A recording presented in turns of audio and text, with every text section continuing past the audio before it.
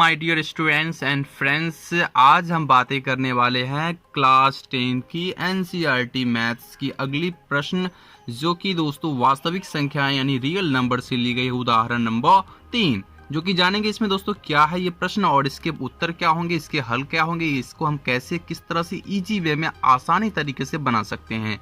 तो चलिए पहले प्रश्न पढ़ते हैं, अब फिर समझते हैं दोस्तों। प्रश्न इस प्रकार है कि दर्शाइए कि एक धनात्मक विषम पूर्णांक 4q+1 या 4q+3 के रूप का होता है, जहां q एक पूर्णांक है। प्रश्न एक बार हम फिर से दोहराते हैं। दर्शाइए कि एक धनात्मक विषम पूर्णांक, धनात्मक मैंने आपको पिछली वीडियो में बताई थी दोस्तों, धनात्मक मतलब होता है प्लस वाले, यानी वैसा अंक जो धनात्मक में प्लस में हो वो धनात्मक होते हैं। एंड विषम वैसी संख्या जो कि 2 से पूर्णतः विभाजित ना हो। और पूर्णांक मतलब होता है दोस्तों पूर्ण अंक, यानी दोस्तों 0, 1, 2, 3 इत्यादि, इससे आगे बढ़ती चलेगी। अब यहाँ पर इन्होंने बोला है कि एक धनात्मक विषम पूर्णांक 4q+1 या फिर 4q+3 के रूप का होता है, ठीक है ना। तो आप लोगों ने पिछली वीडियो में यहाँ पे क्या था दोस्तों, आपको याद होगा 2 था, यहाँ पे क्या था 2 था, और इस टाइम क्या दिया है 4 दिया है। तो चलिए जानते हैं कि यहाँ पे हम इसको कैसे डील कर सकते हैं।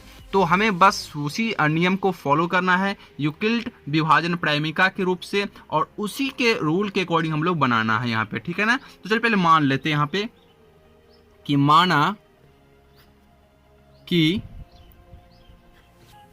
धनात्मक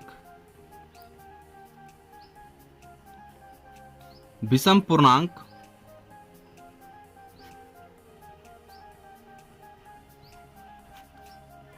बराबर ए। हमने धनात्मक विषम पूर्णांक को ए मान लिया है, जो कि प्रश्न में दिया गया था कि धनात्मक विषम पूर्णांक है। अब यहाँ पे ये नहीं दिया इन्होंने कि कौन सी धनात्मक विषम पूर्णांक, बट हम लोगों ने मान लिया यहाँ पर ए है वो। चलिए आगे बढ़ते हैं। अब यहाँ पर भागफल इसका क्या है, बिल्कुल आप यहाँ देखो क्यू है ना इसका भागफल, यहाँ पे देखो क्यू है इसका भागफल, तो इसका भागफल जो हो जाएगा यहाँ पे क्यू है, क्या है क्यू है। अब हम चलते हैं यूक्लिड विभाजन प्रेमिका से, यूक्लिड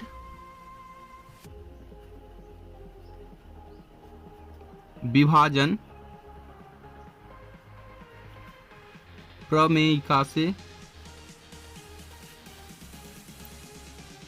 चलिए तो एक थोड़ी सी रफ कर लेते हैं हम लोग यहाँ पे किस प्रकार से हम चलेंगे। तो यहाँ पे आप लोग को मालूम होगा ना 4 जो दिया ये क्या है, भाजक है। मैंने आपको पिछली वीडियो में बताई थी ये भाजक है, तो हम भाजक इधर लिख दिए, बीच में हम लोग संख्या क्या माना था यहाँ पे ए माना है, तो हम यहाँ पे ए लिख लेंगे। एंड भागफल क्या है क्यू, और इसमें शेष क्या बचा है आर बच गया, ठीक है ना। तो ये इस प्रकार से आगे बढ़ेंगे हम बिल्कुल। अब यहाँ पर यूक्लिड विभाजन प्रेमिका क्या कहता है दोस्तों कि हम फर्स्ट वाले को लास्ट से यानी भाजक को भागफल से गुणा कर देंगे, यानी 4, यानी दोस्तों 4 को हम क्या करेंगे ए से गुणा कर देंगे, 4 को ए से क्यू से गुणा कर देंगे और उसमें आर जोड़ देंगे। और इतना हम काम कर लेते तो हमें क्या मिलता है ए मिलता है, यानी ए बराबर क्या हो जाएगा 4q+r हो जाएगा, 4q+r हो जाएगा। बिल्कुल दोस्तों आप यहाँ से देख सकते हो 4q+r, और यही यूक्लिड विभाजन प्रेमिका भी कहती है दोस्तों। चलिए हम इसको लिखते हैं, नोट करते हैं। तो यहाँ पे हम लिख सकते हैं ए बराबर 4q+r, बिल्कुल यहाँ पे इस चीज को लिख सकते हैं। किसके अकॉर्डिंग हम लोगों ने लिखा है दोस्तों, यूक्लिड विभाजन प्रेमिका के रूप में हमने यहाँ पे इस चीज को लिख दिया है। अब हम जानते हैं कि r का वैल्यू क्या हो सकता है, ये r बराबर क्या हो सकता है। तो मैंने आपको बताई थी पिछली वीडियो में कि 4 से कम होगा, क्योंकि r यानी शेष फल का जो वैल्यू होता है वो भाजक से हमेशा कम होता है। अगर कम नहीं होगा तो ये बन ही नहीं सकता है। अगर यहाँ पे मान के चलो, अगर यहाँ पे 4, यहाँ पर भी 4 रहता तो ये एक बार में कट जाता है ना, तो ये क्या होता है इससे कम तभी शेष बचता है ना। तो चलो यहाँ पर क्या क्या हो सकता है, या फिर 0 हो सकता है, या तो 1 हो सकता है, या 2 हो सकता है, या फिर 3 तक हो सकता है, इससे आगे नहीं बढ़ेगा, ठीक है ना। तो अब यहाँ पर हम लिख सकते हैं जहां r बराबर क्या हो जाएगा, या तो 0 होगा, या तो 1 होगा, या तो 2 होगा, या फिर 3 होगा, ठीक है। चलिए बारी बारी से हम क्या करते हैं, r का वैल्यू हम इस इक्वेशन इसको फर्स्ट मान लेते हैं और इसमें डालते हैं। तो इसमें हम डालेंगे, अगर 0 डालेंगे r के जगह पे, तो a बराबर क्या होगा, a बराबर होगा 4q, क्योंकि जीरो अगर यहाँ पर आर के लिखते तो 4q प्लस जीरो बराबर जीरो, सॉरी 4q ही होगा, तो 4q यहाँ पे हम लोग लिख सकते हैं।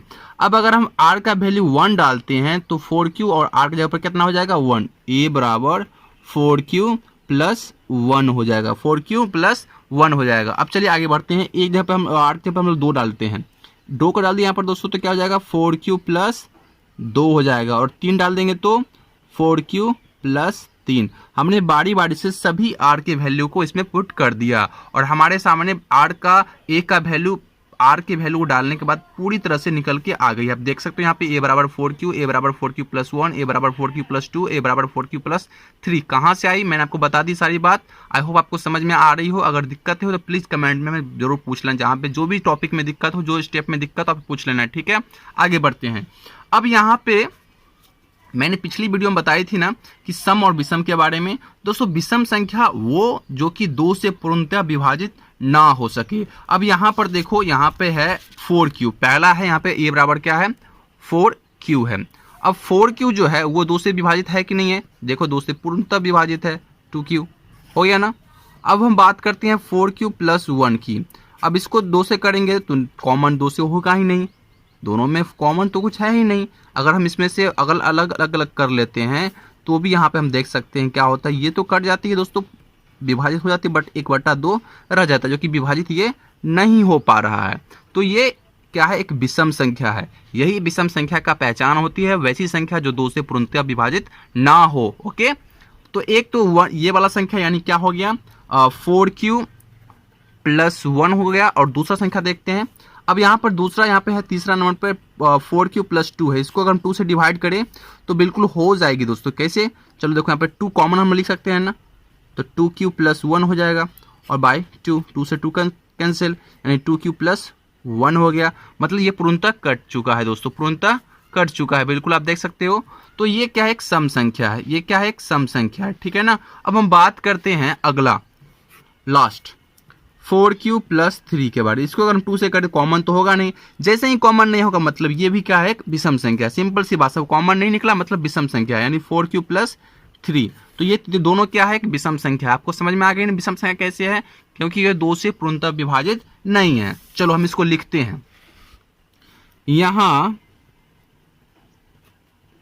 4q प्लस 1 एवं 4q प्लस 3 2 से पूर्णतः विभाजित नहीं है, अतः 4q प्लस 1 एवं 4q प्लस 3 विषम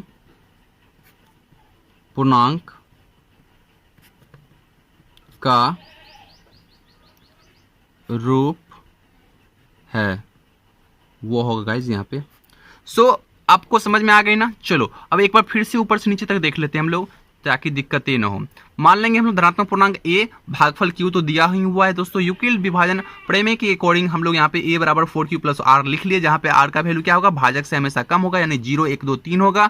अब यहाँ पे बारी बारी से हम क्या करेंगे, r का वैल्यू इक्वेशन में पुट करेंगे, डालेंगे। हमने आसानी के साथ डाल दिया, यहाँ पे देख सकते हो, और हमने वैल्यू निकाल ली। अब यहाँ पे हम लोगों ने क्या किया, रफ करके यहाँ पे हम ये चीज पूरा पता लगा लिए कि कौन सा सम है और कौन सा विषम है। तो हमने देखा क्या 4q प्लस 1 और 4q प्लस 3 जो कि एक विषम संख्या है, क्यों, क्योंकि वो 2 से पूर्णतः विभाजित नहीं है। इसी बात को हमने यहाँ पे भाषा के रूप में लिख दिया और हम लोग का प्रश्न यहाँ पे पूर्णतः बन चुका है दोस्तों। सो गाइज, अगर आपको कोई दिक्कत हुई इस प्रश्न के अंदर तो आप हमें कमेंट्स कर पूछ सकते हैं दोस्तों। और चैनल पर फर्स्ट टाइम जुड़े होंगे तो प्लीज चैनल को सब्सक्राइब कर बेल आइकन प्रेस कीजिएगा, बिकॉज दोस्तों इस प्रकार की लेटेस्ट क्लास 10 की एनसीईआरटी मैथ्स की सीरीज बाय सीरीज 1 बाय 1 मैं आपको हर एक प्रश्न को हल करवाता रहूंगा। कोई दिक्कत नहीं दोस्तों, अभी लॉकडाउन चल रही है दोस्तों, तो आप आसानी से घर में बैठे दोस्तों और आसानी से इजी वे में पढ़े दोस्तों। कोई दिक्कत नहीं, कहीं जाने की कोई जरूरत नहीं दोस्तों। ओके, सो मिलते हैं नेक्स्ट वीडियो में एक नए टॉपिक के साथ, एक नए प्रश्न के साथ। तब तक के लिए देखते रहिए हमारी फेवरेट स्टडी चैनल, जो कि है दोस्तों क्या, maths magic classes. Love you, take care, bye bye.